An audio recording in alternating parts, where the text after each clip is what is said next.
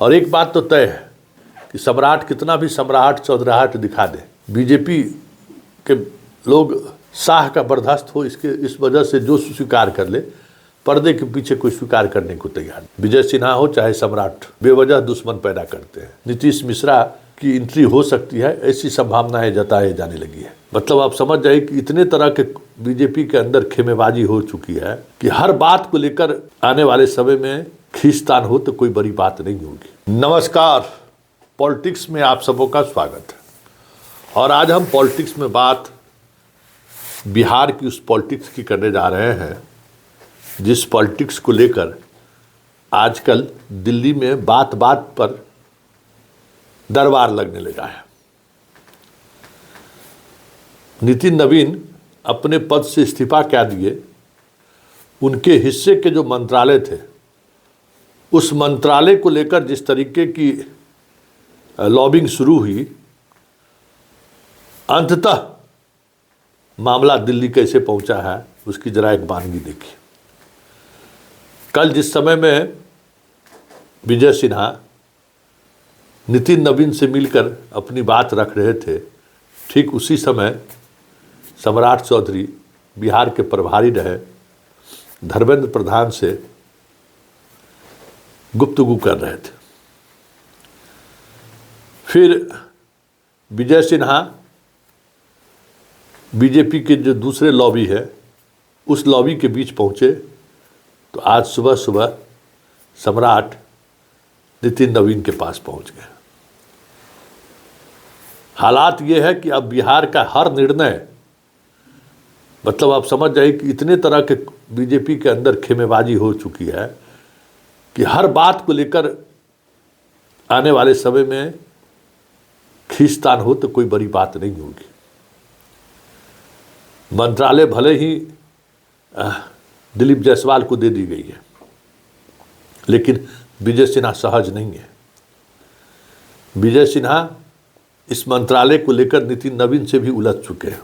याद होगा जब उनसे ये विभाग लेकर नितिन नवीन को दिया गया था तो कई तरह की बातें उन्होंने मीडिया में सार्वजनिक तौर पर कह दिया था।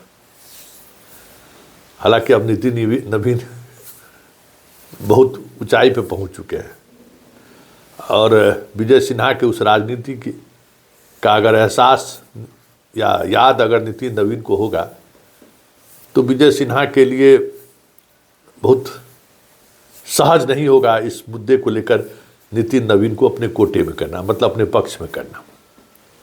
वैसे सम्राट को लेकर भी नितिन नवीन सहज कभी नहीं रहे। दोनों के साथ यही प्रॉब्लम है। विजय सिन्हा हो चाहे सम्राट, बेवजह दुश्मन पैदा करते हैं। बात विचार व्यवहार में इस तरीके का उदंडता बहुत कम लोगों में देखने को मिलती है और जो शुभचिंतक भी होते हैं ना वो भी दुश्मनी कर बैठते हैं, वो भी नाराज हो जाते हैं। इस दोनों के नाराजगी का लाभ फिलहाल दिलीप जायसवाल को मिलता हुआ दिख रहा है कि इस दोनों से तो लोग नाराज हैं ही, ऊपर लेवल पर भी भले शाह तवज्जो दे रहे हों सम्राट को, भले मोदी जी चले गए हों विजय सिन्हा के बेटे के रिसेप्शन में, ये अलग बात है। लेकिन जो बीजेपी का सेकंड लेयर का जो नेता है वो इस दोनों नेता से असहज है। और यही वजह है कि आने वाले समय में इस दोनों नेता को बैलेंस करने के लिए बिहार में कई और नेता आपको दिख जाए तो कोई बड़ी बात नहीं होगी, क्योंकि चीज़ें कुछ उसी तरीके की उसी दिशा की तरफ बढ़ रही है। पथ निर्माण विभाग को लेकर घमासान है, ये साफ दिख रहा है। और जिस तरीके का घमासान है वो घमासान कहीं न कहीं बीजेपी के केंद्रीय नेतृत्व को असहज कर रहा है। एक मंत्री पद को लेकर बात दिल्ली पहुंच जाए तो आप समझ सकते हैं कि भाई वो भी विभाग के चार्ज को लेकर शुरू से ही कह सकते हैं कि विजय सिन्हा इस दोनों विभाग को लेकर सहज नहीं थे। दोनों विभाग उनके लिए सरदर्द ही हैं। पथ निर्माण उनका सबसे चाहता विभाग है और पथ निर्माण में इस बार भी नितिन नवीन की लॉटरी लग गई थी और अब नितिन नवीन के छोड़ने के बाद उन्हें लग रहा था कि ये विभाग हम पहले देखे हुए तो हमें मिलेगा। लेकिन मिल गया नगर विकास। तो ये सारी चीज़ें ऐसी इस तरीके से चल रही है जो बिहार में एक मतलब एक अलग तरीके की बीजेपी के अंदर गुटबाजी शुरू हो गई है। और वो गुटबाजी आने वाले समय में बिहार बीजेपी के लिए, भले ही प्रदेश अध्यक्ष के तौर पर एक सुलझे हुए व्यक्ति को बिठाया गया है, संजय सरावगी इस तरीके की लॉबिंग से हमेशा बचते रहे हैं, लॉबी से दूर रहे हैं।